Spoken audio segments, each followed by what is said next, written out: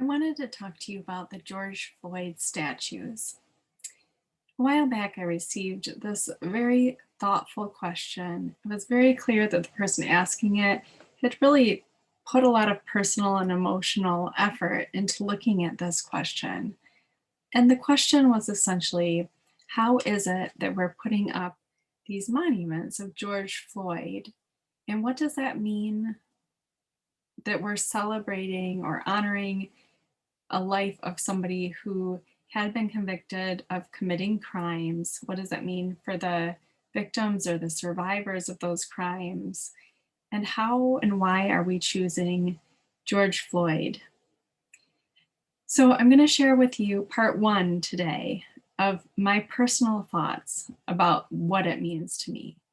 Before I do, I want you to pause for a second and think about what are your first visceral, emotional, felt reactions when you see or hear about statues of George Floyd? What does it feel like to you? What do you believe that it represents? Because I don't have the one answer or necessarily the right answer. I'm just going to share with you the context in which I understand it and I feel about it, and you may or may not agree. And that's part of where the conversation and diversity comes in. When I see the George Floyd statues, the first thing that I think of is that it represents this national awakening, or at least a call to awaken. That it is very viscerally identifiable as a representation of somebody whose life was taken in a graphic and horrendous and unjust way. He wasn't out to be a martyr. He wasn't looking for fame or to have statues built about him. He didn't choose this or ask for this. But with that 9-minute video, the nation and the world saw something that they could no longer turn away from. Not only was it for that moment, but the statues now serve as an ongoing reminder of that movement for justice, of a movement to say, this is not okay, no matter what this person's life or crimes were or might have been. We will not stand by for people being treated this way. This is not judge, jury, executioner. That is not how the system is built. And we want reform. We want it to be different.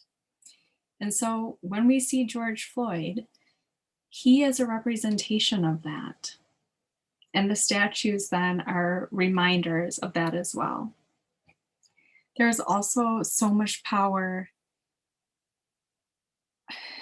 and immeasurable heartbreak in his words. Now, he wasn't the only person to speak the words, "I can't breathe."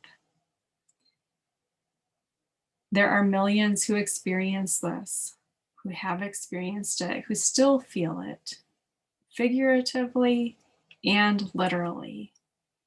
And so his life, his representation, his statues of his being also remind us of that pervasive experience of people who continue to feel that they can't breathe, that the very air is being taken away from them.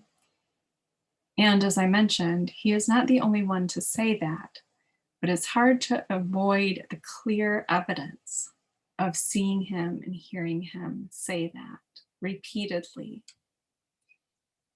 So again, it calls us back to what that represents for us, not just about him as his life, but what it represents about us when we are reminded of how his life ended.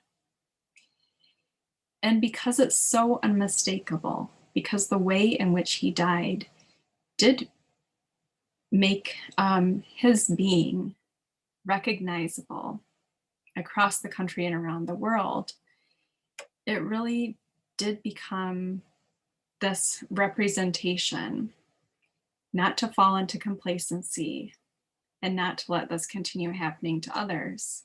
And it would be very hard for me to see any mention of him, let alone any statue, without being reminded again of what's at stake.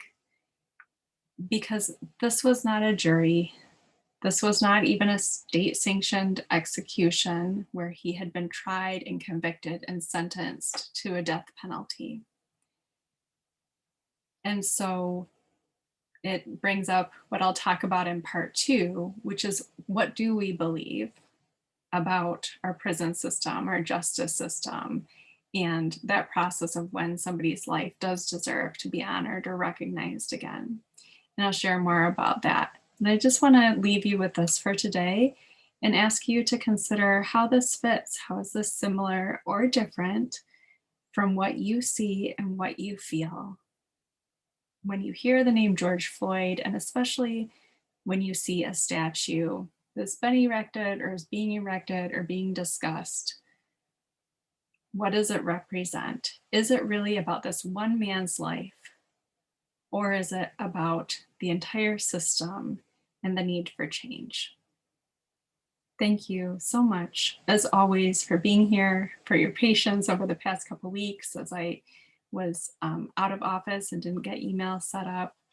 Send me your questions, your thoughts, your reactions. I welcome those. You matter. You can make a difference. And I'm so thankful you're here.